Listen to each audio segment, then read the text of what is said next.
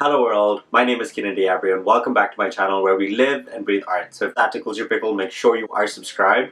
Also, if you're not already following me on Instagram, be sure to come and follow me there so you can stay updated with my latest art and coolest creations. I would just like to start off this video by saying I am sorry. I apologize, I have not been posting enough on YouTube and I feel terrible about it, to be honest, but quarantine's been really hard, and now that I've moved houses, I've moved twice during quarantine already. It's been an absolute mess, but I'm in a new space, and hopefully I can create a lot more content and get more out for you guys to see. I really do want to achieve all my personal art goals, and hopefully this video will help with that too. In today's video, we're going to talk about staying productive during quarantine. Let's be real, quarantine's been so hard on all of us, whether it's your diet, your routine, or your art that's suffering. Here's a few tips that I find help me, and hopefully they can help you too.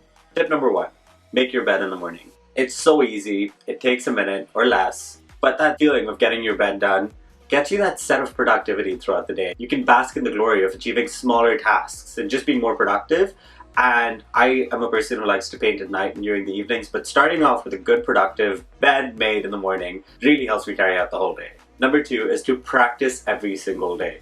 I feel like this is a given. It's so funny because Jan the 1st, 2020, when I released this video, my art resolutions for 2020, which is linked down below, I did say that I wanted to do more art. And now I didn't want to sort of paint every day, but I did want to do something more creative. So whether I was doing digital art, whether I was working on, because I'm in a design course in school, whether I was working on school assignments or painting, I needed to be doing something creative every single day. No matter what it was, even if it was the smallest thing, like the smallest little bit, I would have my iPad on the subway and I would be drawing on the subway, and that's my small little art thing done for the day. Always try to do something creative or artsy every single day, and the rest just sort of falls into place. Number 3. Now this might be specific to me, but I'm sure you guys can do it too. Over the last year, because of quarantine, I've had so much more time to work on commissions and work for clients and stuff like that. Doing all of those things, having a requirement, having a deadline. I know I went through a bunch of Christmas orders when someone commissions a painting for a birthday. Those are very time-specific deadlines. So getting that external pressure really does help you with your art. And if you're not in the place where you have commissions or clients just yet, we all know you'll get there, but try giving yourself those deadlines. Try setting up deadlines for paintings that you want to do for your friends. Try setting up deadlines for paintings that you want in the living room. But you need to be scheduling certain things. Of course, art takes time and that's okay.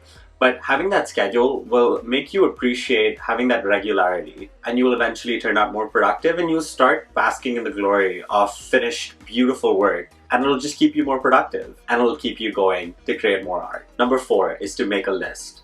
Now this ties with the previous point of having clients and commissions as external forces, but making your own list also does help. If you're just doing artwork for yourself, if you're just working on your portfolio, make a list, make a checklist, get it done. It doesn't even have to be day by day. It could also be task by task. That's what I found helped me a lot over quarantine.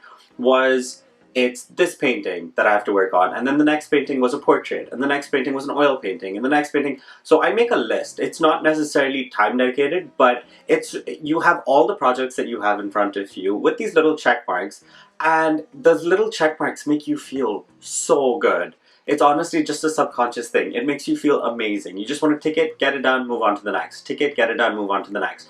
So even if physical time deadlines don't work for you, having that list where you can see everything and go through them one by one definitely gets you more productive. Now is your time to enjoy your process.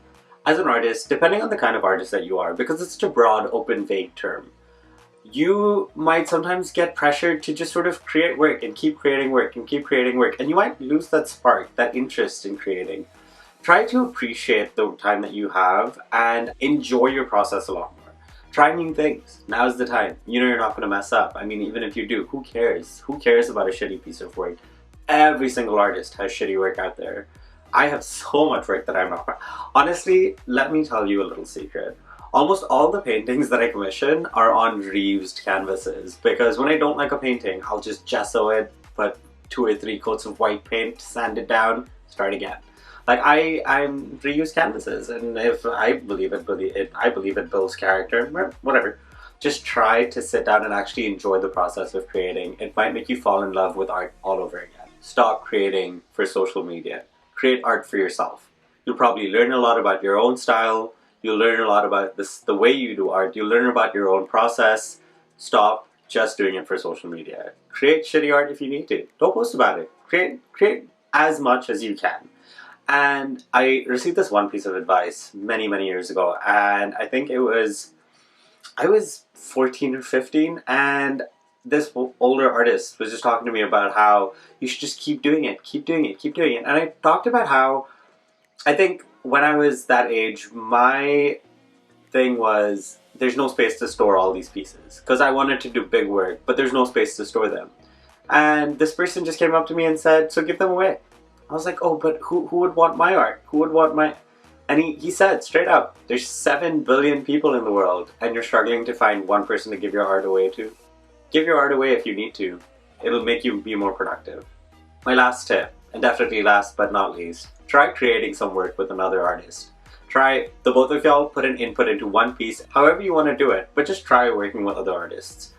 When you do that, you open yourself up to a lot more. You get to think outside the box. Your style isn't the only thing that's a factor. You get to work with other people and you learn a lot more. It doesn't matter what grade the artist's at, but they might bring something to the table that you might not already have. It's great. Thank you guys so much for watching this video. If you're not already subscribed, be sure to hit that subscribe button. If you have friends that are artists, please feel free to share this video with them too. Thank you guys so much once again. I'll see you in the next one.